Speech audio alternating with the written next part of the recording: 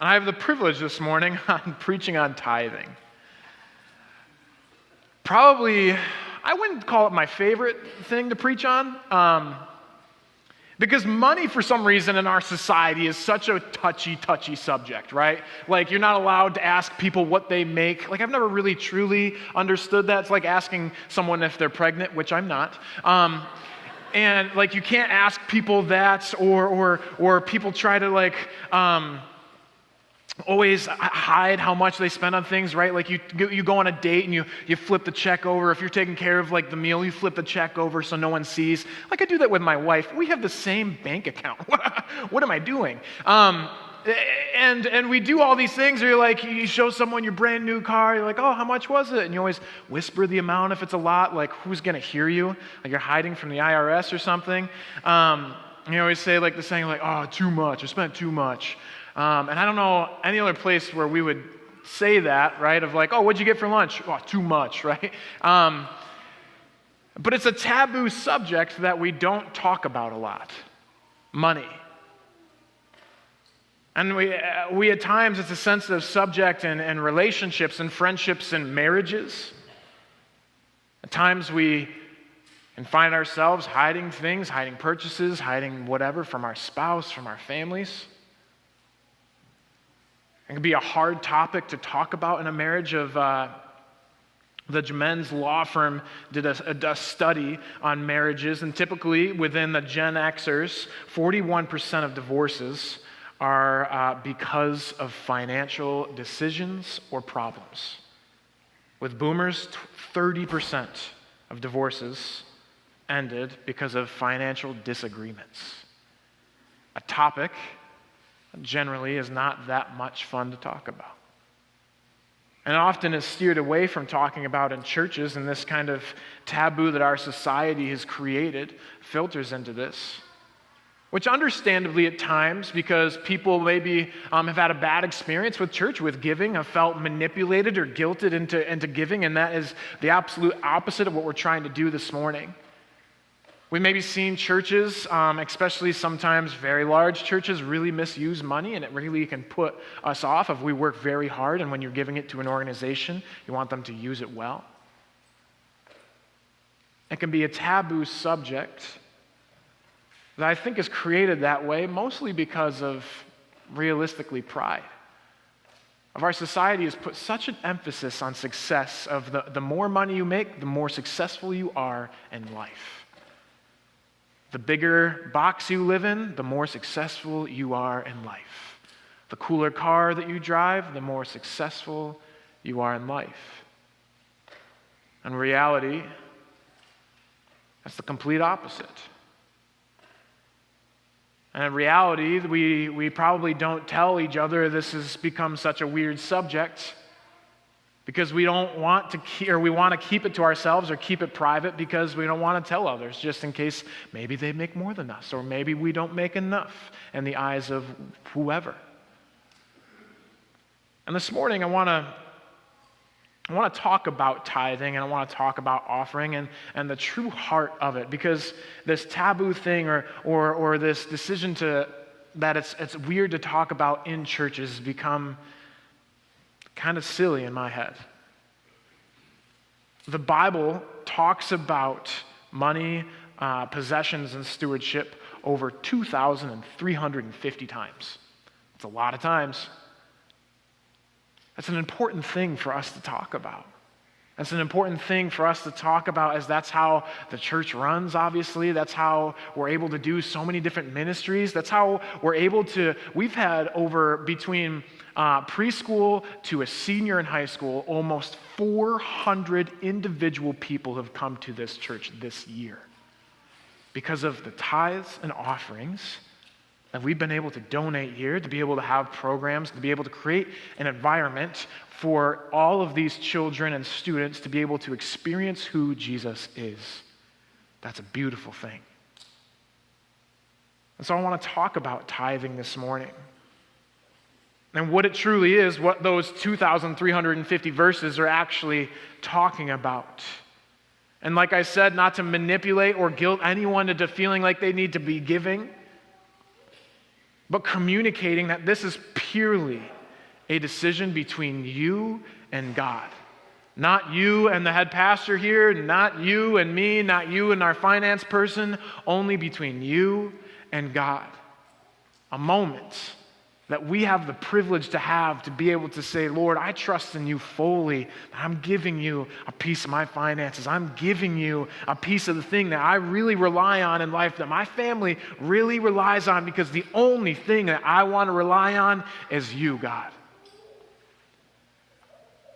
John Mark Comer has an amazing quote, and it's a lengthy quote within the book Practicing the Way. He's talking about what we trust in. It says, the deeper question here is, in whom are you trusting? The who or what do you put your faith in to show you the way to the life you desire? It's my conviction, and contrary to what we hear, living by faith isn't a Christian thing or even a religious thing. It's a human thing. We all live by faith. The question isn't, am I going to believe? It's who or what am I going to believe in? Meaning, who or what am I going to entrust my life to? Do I really want to trust my life, or any other human for that matter? We creatures who seem to have gotten ourselves into the very mess we're trying to fix. Whom or what are we putting our trust in? And you can see this through your time or through your finances of what you're putting your trust in. Are we putting our trust in Jesus? Are we putting our trust in God of saying, you know what, Lord, I'm going to give you every piece of my life, and that includes my finances. That includes how I spend my money and where I give my money to. That includes how I'm going to spend my time. Instead of trying to fit God somewhere in my day, I'm going to fit my day into God. I'm going to fit the Lord, or I'm going to fit my finances into what God has for me. Who are we trusting in? Are we trusting in the society that we have to have a bigger and bigger house, that we have to live in a certain district, that we have to go into thousands and thousands and thousands of student debt by the age 22? What are we trusting in? Because we're trusting in something. And is it Jesus? We fully giving our life to God at age 15 or age whatever else, whatever you are. Probably 29. You're 29. We all are. I'm 31. I'm getting old. But today I want to talk about tithing and the heart of it, and really what it is. Tithing, the word tithing, means specifically 10%, or the 10th percent. And we see the first kind of example of tithing with Abraham in Genesis 14, chapter 14, verse 20. It says it gave 10% of the spoils to Melchizedek, the priest king at the time. We don't know a ton about Melchizedek, but we do know that he was the high priest. And then we see specifically the 10%. God seems as so important that he puts it in the Mosaic law, which that is when Moses took the Israelites out of Egypt, right, and goes up on the mountain, hears from God, gets the law, the thing that sets his people apart from this world, because we live in this world and not of this world.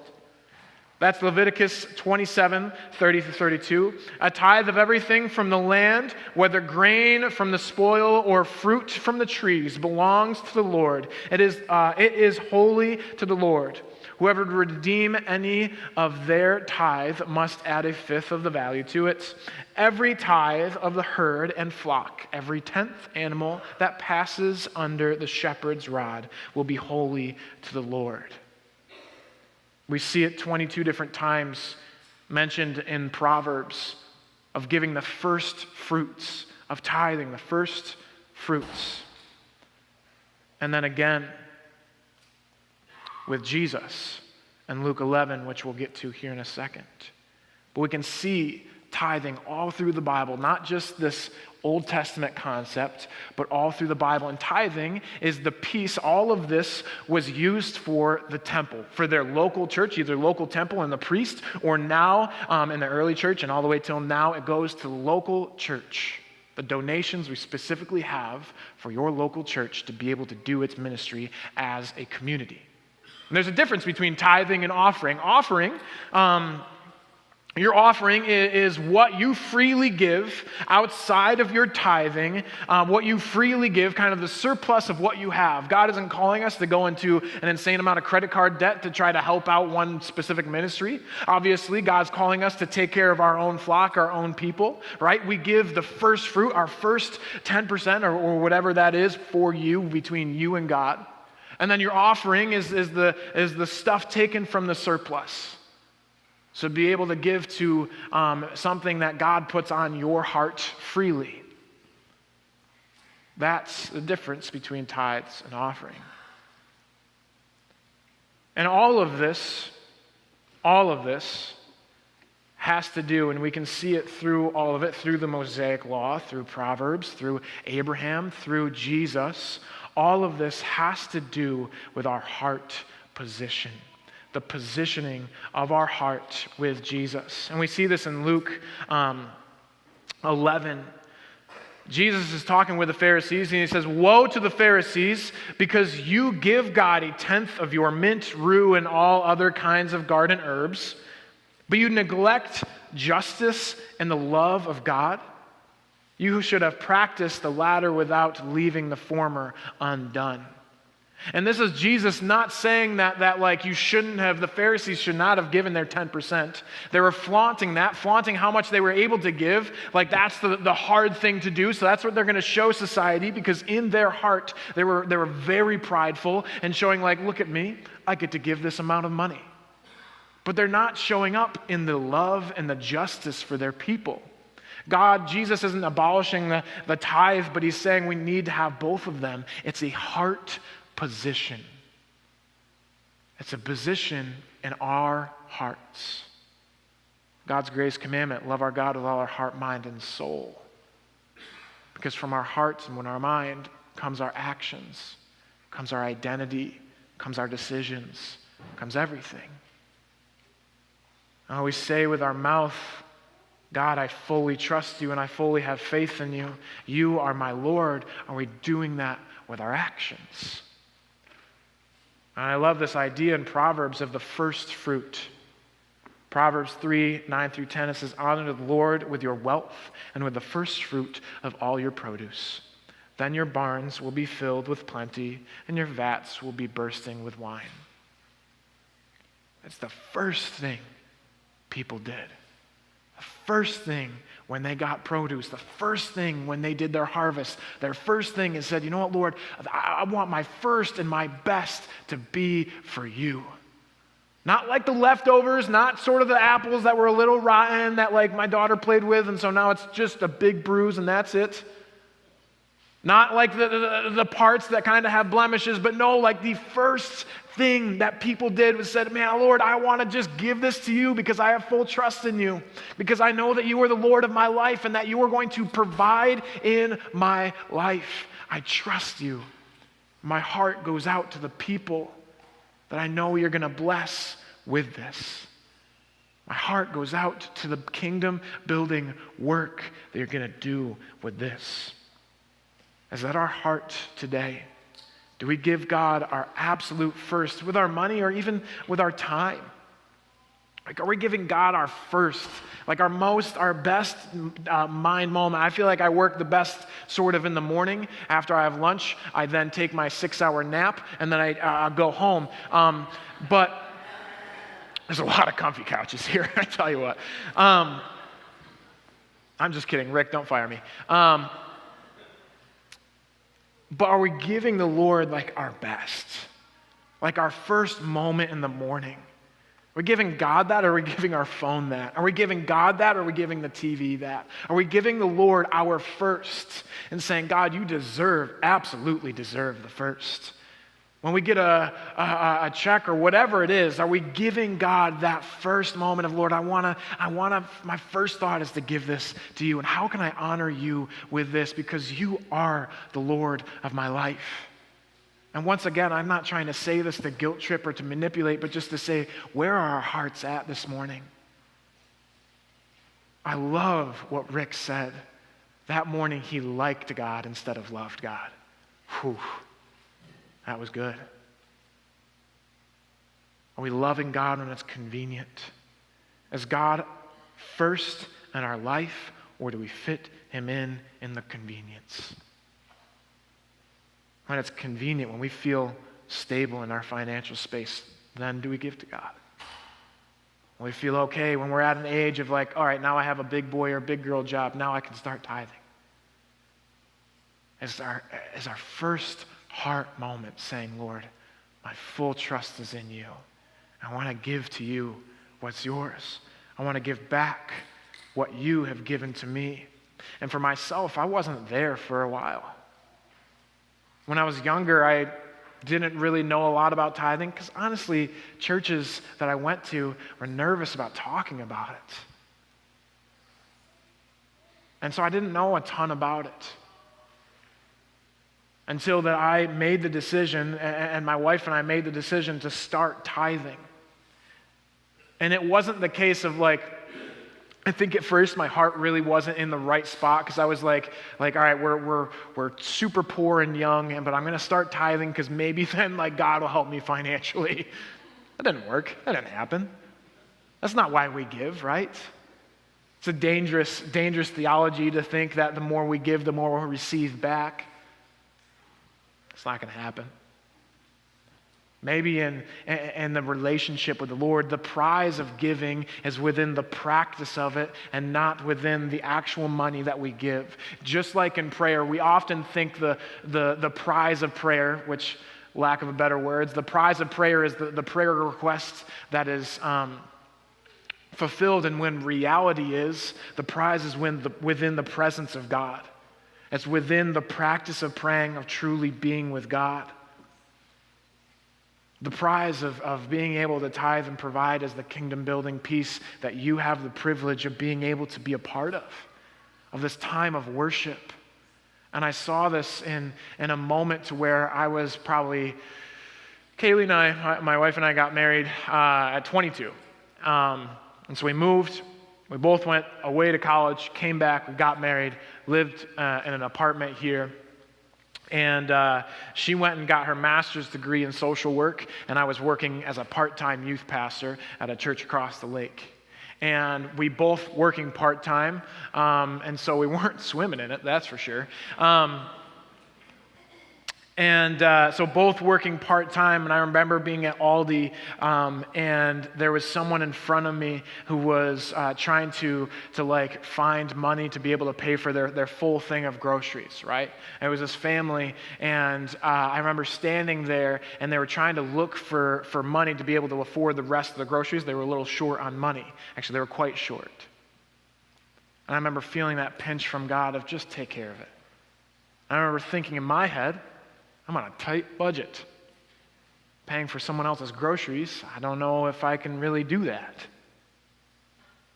And I feel like they looked for about 2.5 hours because it was long enough for the Lord to drop kick me basically instead of a nice pinch of saying, no, I'm telling you, man, pay for the groceries. I feel like God was inventing pockets that they were looking in.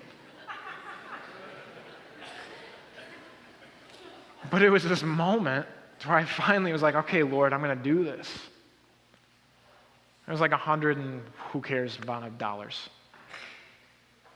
And in that moment, though, of God saying, I gave you this money to help feed my people, literally, to help the people around you to be able to show the love of Christ. There's no other point with this money. I was perfectly fine that week, that month. I don't know where God did what, but my bills were paid fine. Because God fully comes up in every single moment. God fully comes through in every single moment. We fully trust in God with our heart. We can see this with the last verse I have for the morning. Luke 21, verse 1 through 4. As Jesus looked up, he saw the rich putting their gifts into the temple treasury. He also saw a poor widow put in 2 very small copper coins. Truly I tell you, he said, this poor woman has put in more than all the others. All these people gave their gifts out of their wealth, but she, out of her poverty, put in all she had to live on. Now in this verse, Jesus is not condemning or shaming people because they're wealthy. He's not condemning or shaming people because they worked hard and they were able to have a successful business or anything like that. He was stating the position of these people's hearts as he's looking at this big line of people who are very wealthy and making a big deal out of all the things that they're able to give to the temple, which is probably a very small portion of what they truly made. And he sees this woman who, in the translation, it's 1% of what someone probably typically would have made in a day's wage. It's about 1%, the 2 copper coins. There's a whole list of like it starts with a denarii, that's like what they made in a full day, and then it goes down to like the certain amount of money. The words were humongous, never going to memorize it ever in my life. Small amount. The heart position of this woman of saying, God, I fully trust in you. I'm to give to you, and I know that you are going to fully provide for me. I'm coming to you with a humble heart, a position to be able to just humble myself and come to you and say, I love you, Lord. I love you so much that I'm going to give back to you what you've already given to me. And I trust in you with this. And so this morning, I'm not trying to ask you to up your tithe. I'm not trying to ask you to start tithing. I'm trying to present to you what the Lord has spoken to me in my life, what God says through his text, what we should be doing in the heart position that we should have within it. 2 Corinthians 9, 6 through 7. Each of you should give what you have decided in your heart to give, not reluctantly or under compulsion, for God loves a cheerful giver. Between you and God calling us into this moment of being able to worship him with our tithes and also with our offerings, joining in this wonderful practice that we have the privilege to be able to join in. But between you and the Lord, not reluctantly or under compulsion, but fully knowing God's love and fully knowing he's going to show up day in and day out for you. I'm going to invite the worship team back up, and I'm going to pray.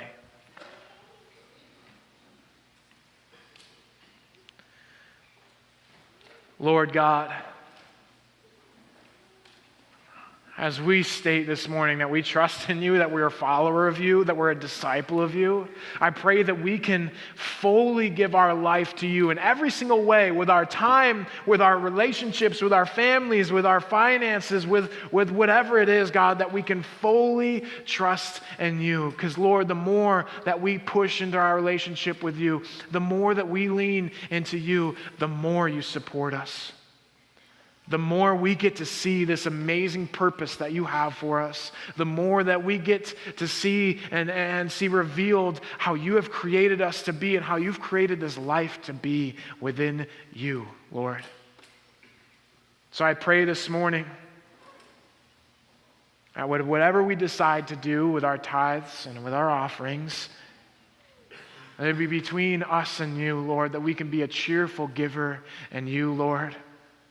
That our hearts would be in the right place with you as you call us into deeper and deeper moments with you. As you call us deeper with our finances.